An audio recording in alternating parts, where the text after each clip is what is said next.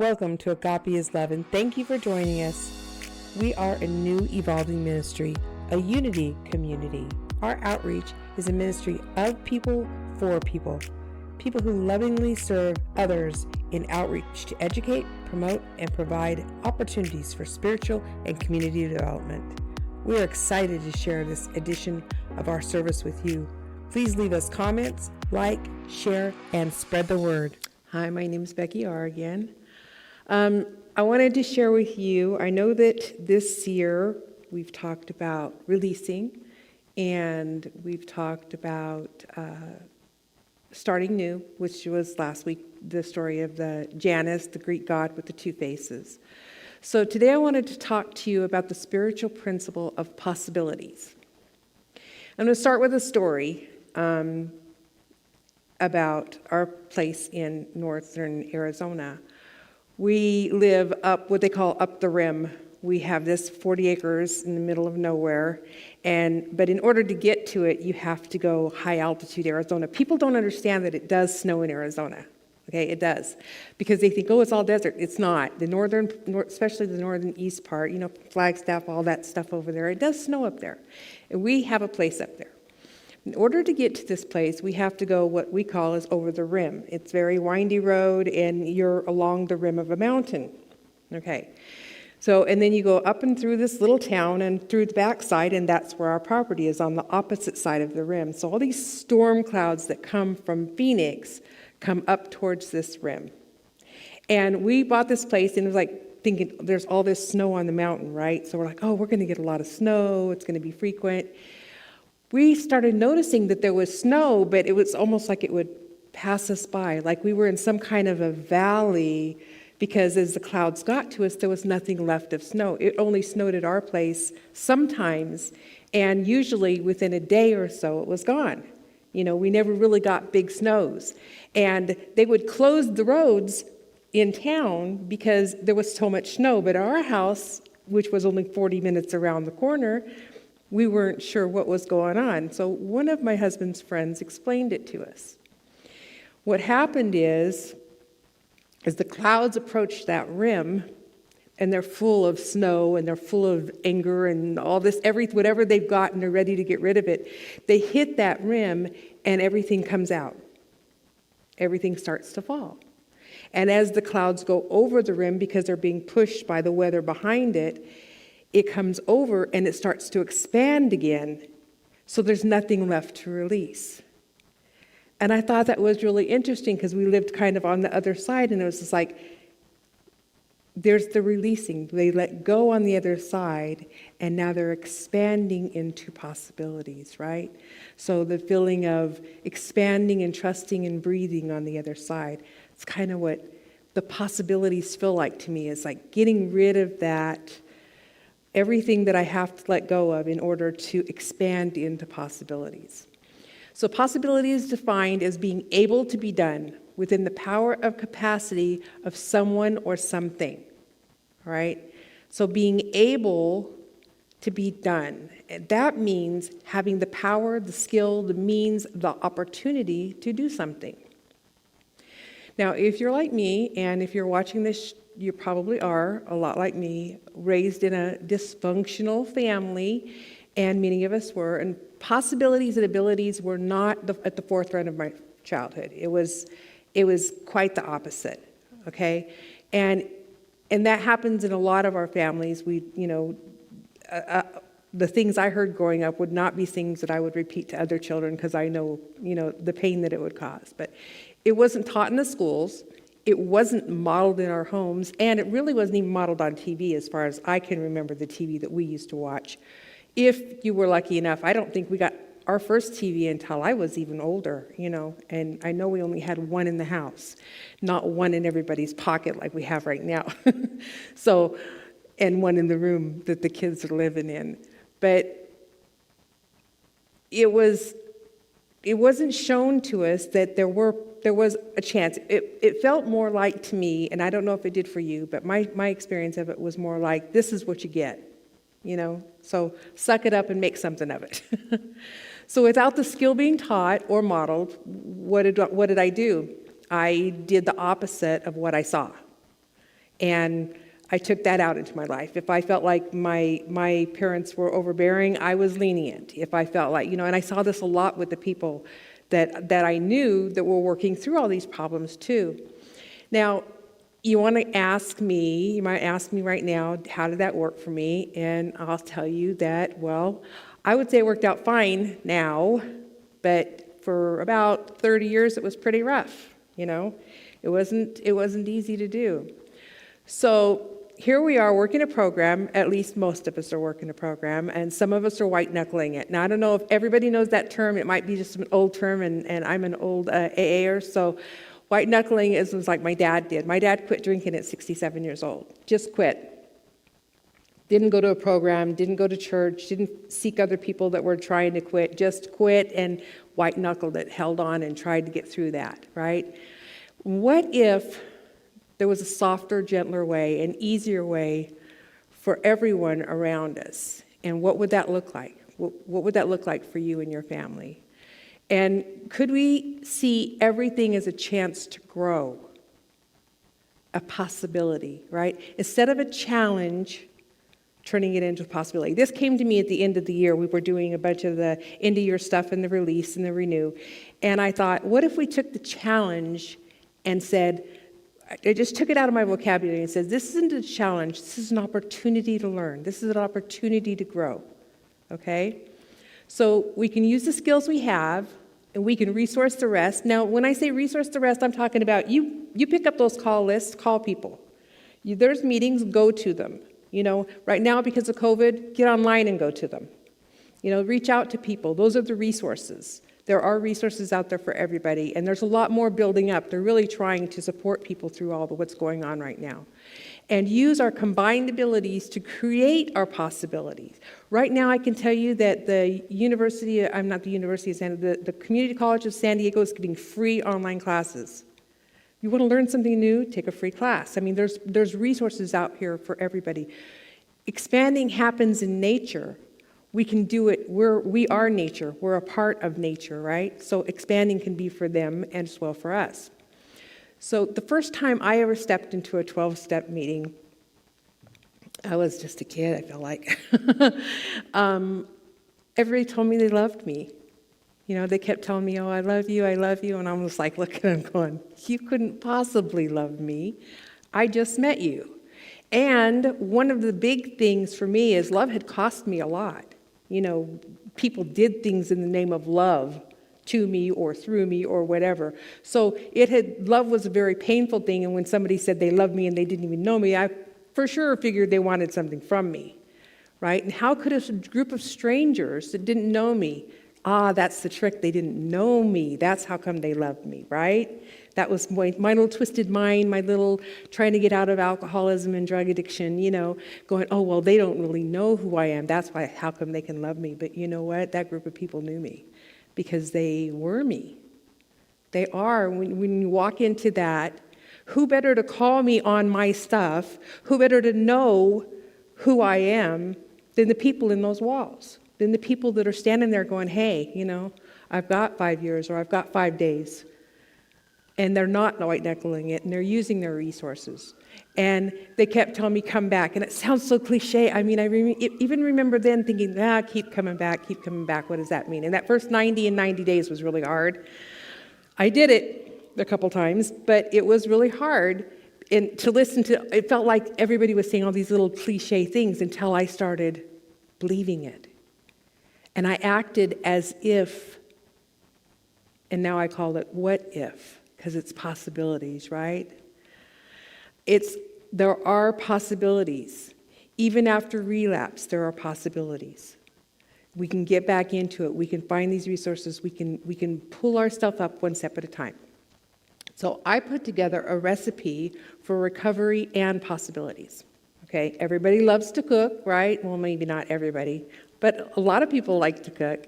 So in cooking, you have the two bowls. We're going to put in the big bowl, we're going to put in courage. Now, courage is not the absence of fear. People think, I can't be afraid, and that's how I have courage. That's not how it works. Courage is stepping out into it, even if you're shaking. Courage is using your voice, even if it shakes. And I didn't learn that till I was in my late 20s, because I had really cut myself off from my voice, that I could talk even if I squeaked when I did, right? So it is the action, despite of the fear. It's taking that first step. It's going to that first meeting. It's going to that first meeting over again after you've had a bunch of sobriety, and I know a lot of people that have years of sobriety that went back out again and needed to come back to their spirituality, needed to come back to their possibilities inside those rooms, and they had to come back through it.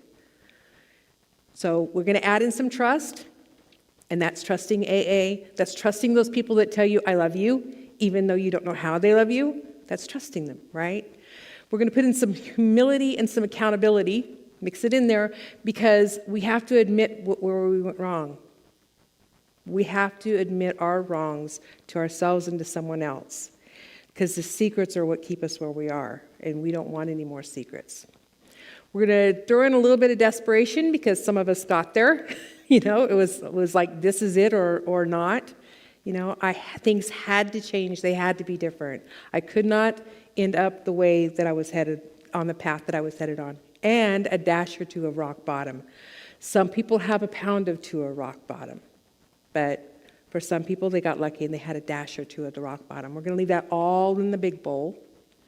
Now, the amount of it is going to depend differently on everybody. That's why I didn't say a quarter cup or a half a cup.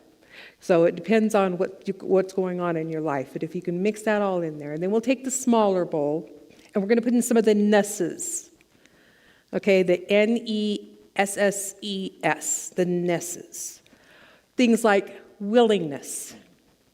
We have to be willing. We have to remember that we can't do everything ourselves. Even if we were Superman, we couldn't do it all ourselves. Okay? Superman had, of course, friends, right? Openness. Can we be open to the possibility that these people love us, that this group of people right here doing this love you enough to give you this talk and to bring you into their fold and give you more resources, okay? Kindness. We got to help other people. We got to share our story. We got to sit and listen and understand, and even if we don't agree with everything they're going through, that's their stuff, and they have the right to have it just as much as we have the right to have ours. And gratefulness, knowing that I'm not alone. I'm never alone, even if I'm in a room alone. And I didn't find that out until I was 36. I really didn't know that I wasn't alone. We're going to add in a dash of service in the bowl, of course, because you got to get out. We got to mix all these up together, okay? So we can add those two bowls together, and if we're lucky, some of us are, we can add in the options of we have some family, maybe some family that's been through this healing. Some people have to let go of their family and their friends. We can add in some friends, some nature maybe. Maybe we feel at home in nature, meditation, all these other little things, church, people, spirituality, okay? We need to mix it up all together with some frequency, some time, some stability, some support and sponsorship. Not only just getting a sponsor, but when you're ready, being a sponsor, because I almost learned more from being a sponsor than I do when I am sponsored. It is really a powerful place to be, to ask your sponsor about a sponsor you're working with and work through things with your sponsees. We're going to bake it all up to make it stick, and we have what we want, a beautiful birthday cake, right? In sobriety. So what if the world was for you or me? What if every step we took, we knew there were possibilities in it, that we could succeed in it? And if it wasn't a success in the way we thought it was a lesson, which is a success in a different form. We found out what we didn't want, right? What if we could live from there? What if we could breathe that in, just living from possibilities, like that beautiful meditation. Let's live from the possibilities, the place where everything is possible. We're expanding, we're trusting, we're breathing freely. We're going with the flow, and we can release and let go of the snow on the other side. Just let it go. I have an affirmation. It says, everything I encounter is possible, and the world is on my side. The world is on my side. I know I'm making progress, and I use the promises as my measuring stick. And I know that it's something that's occasionally read inside the meetings. I'd like to take this opportunity, though, to read them to you and have you just listen to the words and see how they're sticking to you. Maybe this is frosting on the cake. We'll see, okay? So I have to stop and I have to reread them occasionally just to remember. It's my looking back. It's my yardstick. How far have I come? These are the ones from AA. Everything's a little different. So number one is, if we are painstaking about this phase of our development, we will be amazed. Now, the painstaking part really scared me at first, but it was a lot more pain for me to stay where I was than it was for me to grow to who I needed to be. And number two, we are going to know a new freedom and a new happiness. New doesn't even cover it, I feel like. A new freedom and a new happiness of being not caught in that pain anymore is amazing. Number three, we will not regret the past nor wish to shut the door on it. That was a hard one for me because there were things that I did regret. And now I understand it wasn't really a regret. I really shouldn't have done those things. I can't go back and change that I did. And I made my amends, and I can hold them as lessons. They were lessons that I learned from, and other people learned too. Number four, we will comprehend the word serenity, and we will know peace. Know it. And that's different than just, oh yeah, there's peace out there, here, let me sit and meditate. When you can feel it through your body, when you know that you're peaceful in it, it's amazing to look at that yardstick and see that how little peace there was to how much peace there is. Number five, no matter how far down the scale we have gone, we will see how our experience can benefit others in their possibilities. No matter where we landed, we are as much a tool of the higher power as our sponsor is to us, and as all of these people that testify are to us. We are that much of a tool. We are that much of a possibility for someone else because we all share these stories. Number six, that feeling of uselessness and self-pity will disappear, and that's how. Because we realize that our stories in our life have some meaning, and where we're getting to makes a difference. Number seven, we will lose interest in selfish things and gain interest in our fellows. That's a big one. That is a fun one. When we start finding all these, I've been to some really cool, I don't think they do them anymore, but some really great like New Year's Eve parties for AA and NA. And I can tell you, these people can rock. If you want to go to a party, recovering alcoholics, recovering NA, we had the kids there, we were dancing, we were having a great time because we were all on the same level. We were all there together. And number eight, self-seeking will slip away. We learn that it's the community, right? And number nine, our whole attitude and outlook upon life will change. That is a big one. Because when I go back and look back and I revisit all those years ago, I remember all the pain and hurt, and I look at my life now and it's just like, wow, what a difference. And I imagine 20, 30 years from now, what I'll be looking back on now. So number 10, fear of people and of economic insecurity will leave us. I was really afraid of people because people, to me, equaled pain. I thought that's where my pain was coming from. And, we live and we learn, right? But I was very afraid of people.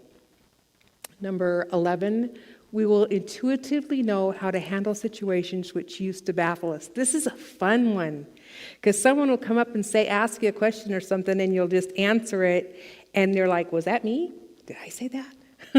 I didn't know that was even in me, because before I would have went, well, I'm not really sure. Let me think. Let's go ask so-and-so, And number 12, we will suddenly realize that God is doing for us what we could not do for ourselves. Every single time I say that one, I cry, because God all along was doing things for me. And once I started acting in knowing that, and I knew that I was never alone, that God was with me, my whole life changed. And it goes on to say that are these extravagant promises? We think not. I know not. They're not extravagant promises. They are fulfilled among us, sometimes quickly, sometimes slowly, and they will always materialize if we work for them. Okay?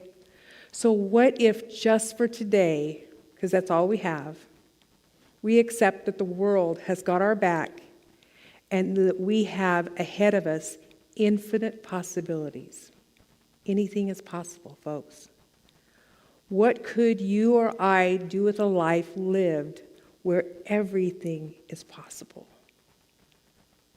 So that affirmation one more time, in case you want to write it down, is everything I encounter is a possibility, and the world is on my side. I will leave you with this quote from Thomas Merton. You do not need to know precisely what is happening or exactly where it is all going.